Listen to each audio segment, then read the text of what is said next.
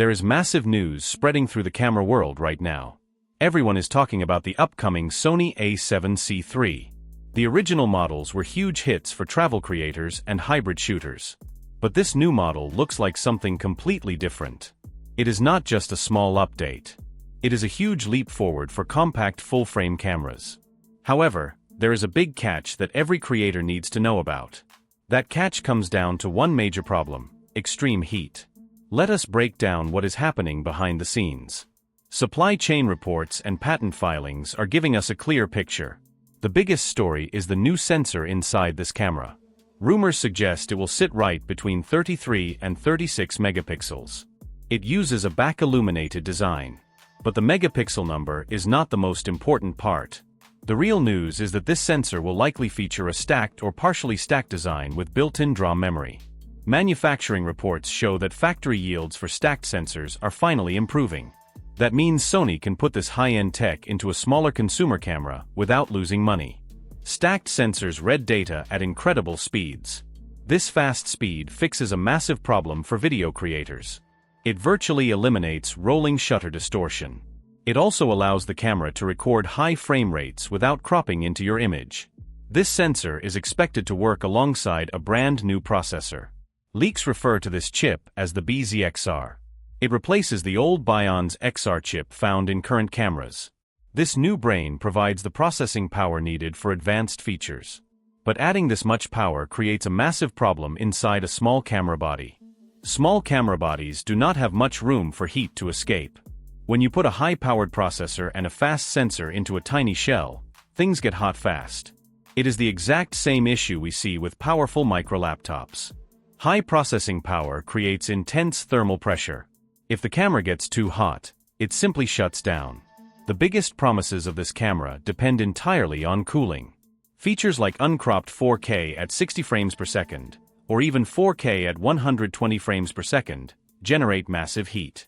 Reports indicate Sony is trying to design a new hybrid heatsink system. This system combines passive cooling with active airflow elements. But squeezing that technology into the tiny C-series chassis is an engineering nightmare. Because of this cooling bottleneck, we will not see this camera anytime soon. Sony needs to prove this heat tech works in larger camera bodies first. That means the launch date is likely pushed back to late 2026 or even mid-2027. On top of that, the current A7C II is still selling extremely well. Sony has no reason to hurry a replacement to market. So that leaves creators with a big choice to make. Are you willing to wait until 2027 for a compact camera with these specs? Or does it make more sense to pick up a camera that is available today? Now let us pivot to the autofocus, because this is where software and hardware come together. Sony is expected to put a dedicated AI processing chip directly into this camera. This chip handles subject tracking with incredible speed. We are talking about automatic detection for humans, animals, birds, vehicles, and even insects. The tracking response time is reported to drop below 30 milliseconds. Recent technical analysis shows that these new AI algorithms will perform at a professional level. This is a massive improvement over early-generation AI tracking systems. First-generation systems worked well, but they were not always smooth. This new iteration feels effortless. You point the camera at a subject, and the focus locks on instantly without forcing you to change settings in complex menus.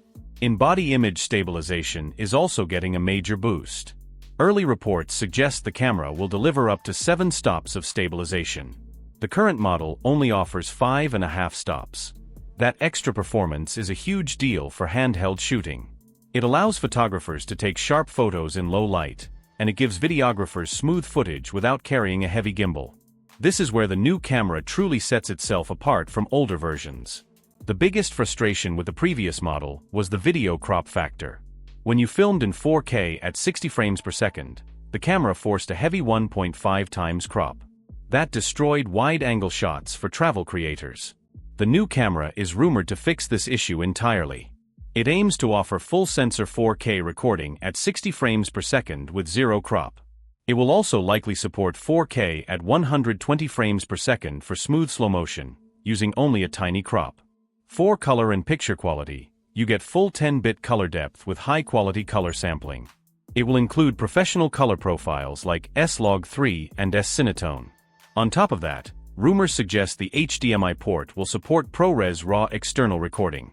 Getting raw video output from a body this compact is a massive win for filmmakers. It gives you professional cinema capabilities without forcing you to buy a larger, more expensive cinema camera setup. Next, let us look at the physical changes to the camera body. Dual card slots have been the #1 request for this lineup for years. Single card slots made professionals nervous about losing footage. This new model appears to address that complaint completely. It will feature one fast CF Express Type A slot paired with one standard SD slot. That matches the layout of Sony's professional camera lineup. Ergonomics are also receiving a quick tune-up.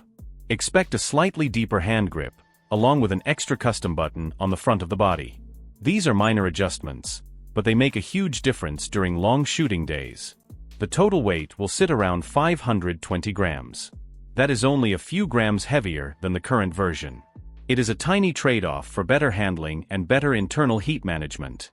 Keep in mind that every single feature we discussed today is based on industry leaks and patent filings. None of this is official until Sony makes a formal announcement. Making buying decisions purely on rumors can lead to wasted money. However, staying informed on supply chain updates helps you avoid buying gear right before it becomes outdated. So what is your plan? Are you holding on to your current camera until this new model finally releases? Or are you going to buy a camera that is available on store shelves right now? Drop your thoughts in the comments below. I read all of your responses, and I want to know if the long release delay changes your mind.